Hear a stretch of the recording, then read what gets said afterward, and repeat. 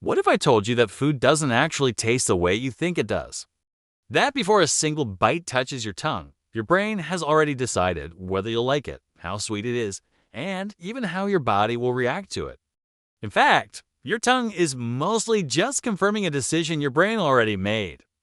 And once you see how this works, you'll never taste food the same way again. Most people think taste happens on the tongue, but that's not true.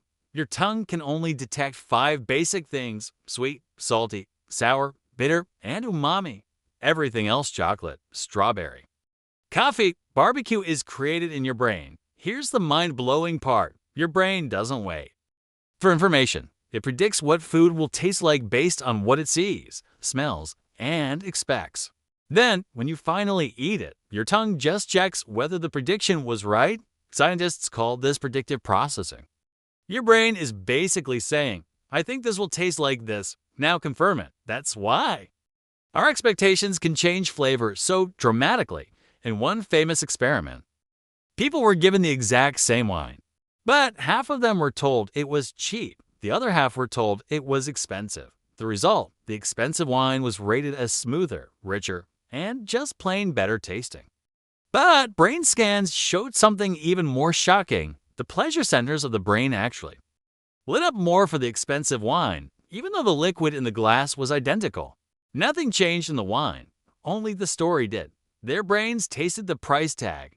Color is one of the strongest flavor manipulators we know.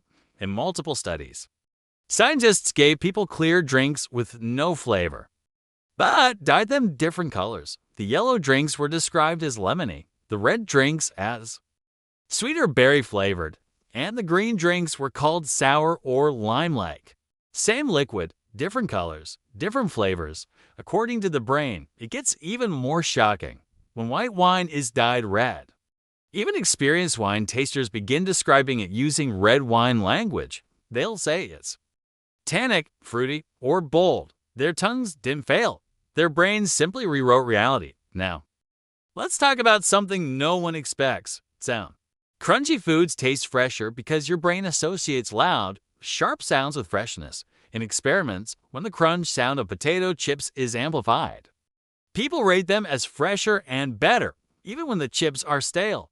High-pitched sounds can make food seem sweeter. Low-pitched sounds make it seem more bitter. This is a big reason why food tastes worse on airplanes. At high altitude, the dry air dulls our sense of smell, and the loud engine noise reduces our taste sensitivity. Airlines literally have to add extra salt to their food just to compensate for the sound. You are literally hearing flavor. Here is the biggest shock of all: up to 90% of what you call taste is actually smell. When you chew, aromas travel up the back of your throat to your nose. This is called retronasal smell. It's the reason why food tastes so bland when you have a cold. Your nose is blocked, so the aromas can't reach your brain. You can test this right now. Pinch your nose, and then eat something, then let go.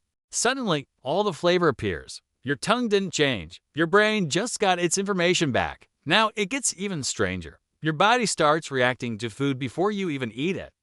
Just seeing or smelling a meal can trigger your body to release insulin, stomach acid, and digestive enzymes.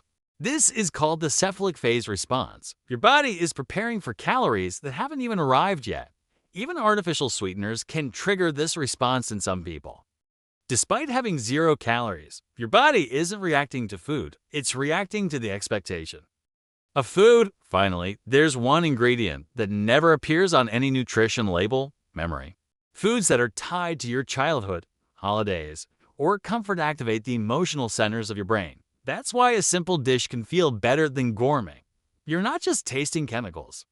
You're tasting experiences. Your brain layers emotion, memory, sound, sight, and smell into a single, unified experience, and it calls that flavor. So the next time you eat something incredible, remember this: you're not just tasting food, you're tasting your brain's prediction of reality. And once you realize that, you'll never eat the same way again. What food experience has shocked you the most? Let me know in the comments. And don't forget to subscribe for more mind-blowing science. Thanks for watching.